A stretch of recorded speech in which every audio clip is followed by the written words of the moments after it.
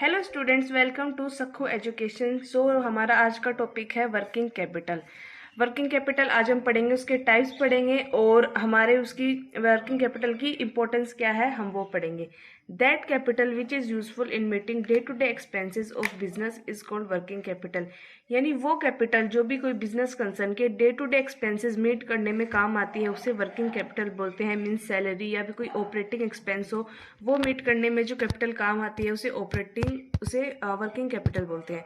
The amount that a business organisation uses for meeting day to operations, वो amount जो कि कोई भी बिजनेस ऑर्गेनाइजेशन होता है वो अपने डे टू डे ऑपरेशंस को मीट करने में यूज करता है उसको, और amount which company invest on current assets, और वो अमाउंट जो कि कंपनी इन्वेस्ट करती है अपने करंट एसेट्स में उसे क्या बोलते हैं, वर्किंग कैपिटल। तो अब हम देखेंगे करंट एसेट्स कौन कौन से होते हैं। कैश इन हैंड मतलब हमारे पास जो कैश होता है। बिल रिसीवेबल यानी कोई भी जो हम बिल रिसीव करते हैं, और डेप्टर्स जिनसे हम पैसे मांगते हैं, जिनके हम पैसे मांगते हैं।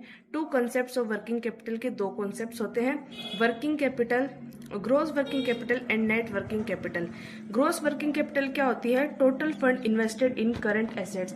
मतलब कोई भी अगर बिजनेस ऑर्गेनाइजेशन है उसने जितना भी जो फंड है वो इन्वेस्ट कर रखा है करंट एसेट्स में, उसे क्या बोलते हैं, gross working capital. And second is net working capital. ये क्या होता है, excess of current assets over current liabilities. ये क्या होता है, एक्सेस होता है करंट एसेट्स का ओवर करंट लाइबिलिटीज। तो नेट वर्किंग कैपिटल कैसे निकलती है, current assets minus current liabilities. Okay students, अब हम देखेंगे करंट एसेट्स क्या होता है और करंट लाइबिलिटीज क्या होती है। करंट एसेट्स देखिए क्या होते हैं। Current assets are those assets which are easily converted into cash within a time period of 1 year.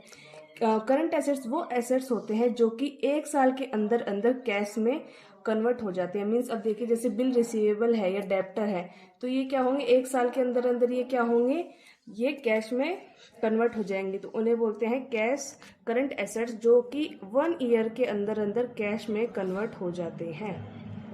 Second is current liabilities. Current liabilities are those claims of outsider to the business enterprise which are payable within a period of 1 year. Current liabilities का मतलब क्या होता है कि अगर हम कोई भी बिजनेस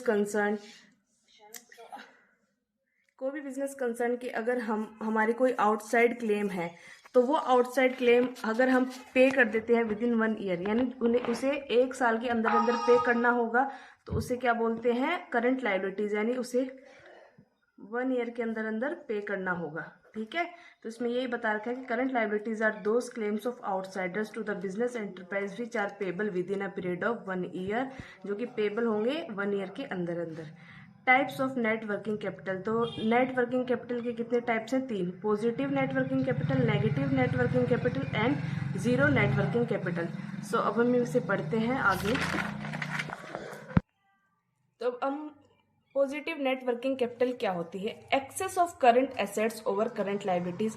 अगर कोई भी बिजनेस फर्म में करंट एसेट्स ज्यादा होंगे करंट लाइबिलिटीज से, तो वो जो उनकी नेट वर्किंग कैपिटल वो क्या होगी, पॉजिटिव होगी। ओके, यानी करंट एसेट्स अगर ज्यादा है करंट लाइबिलिटीज से तो वो क्या होगी, पॉजिटिव नेट वर्किंग कैपिटल होगी।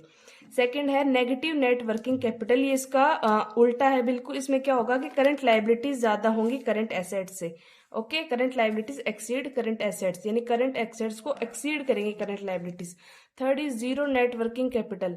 इसमें क्या होता है, जीरो नेट वर्किंग कैपिटल में क्या है कि करंट एसेट्स इक्वल होंगे करंट लाइबिलिटीज के। ओके, अब हम पढ़ेंगे importance of working capital. Working capital की इंपॉर्टेंस इजी सी है। इसको आप इस वे में समझ सकते हैं कि अगर कोई भी फर्म में अगर वर्किंग कैपिटल अवेलेबल होगी अच्छी अमाउंट में तो उससे उस फर्म को क्या क्या प्रॉफिट होगा।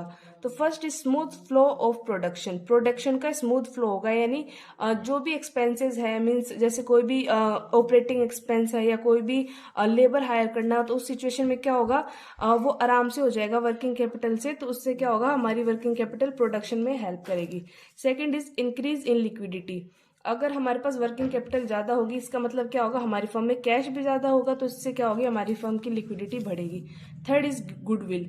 गुडविल कैसे अच्छी होगी कि अगर हम जो भी हमारी करंट लाइबिलिटीज है वो हमारी अगर वर्किंग कैपिटल अच्छी होगी, हमारे पास कैश होगा, तो हम उनको क्या कर सकते हैं, हम उनको पे कर सकते हैं। तो उससे क्या होगा, हमारी रेपुटेशन बढ़ेगी फर्म की। Fourth is regular payment of wages and salaries. अगर हमारे पास कैश होगा, हमारी वर्किंग कैपिटल अच्छी होगी, तो हम अपने एम्प्लॉयज को वेजेस और सैलरीज टाइम पे दे सकेंगे, इससे उनकी एफिशिएंसी बढ़ेगी।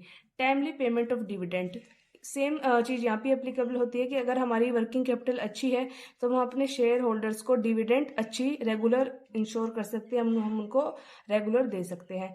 तो guys that's it for the video, and if you found this video useful then share it to your friends. Thank you.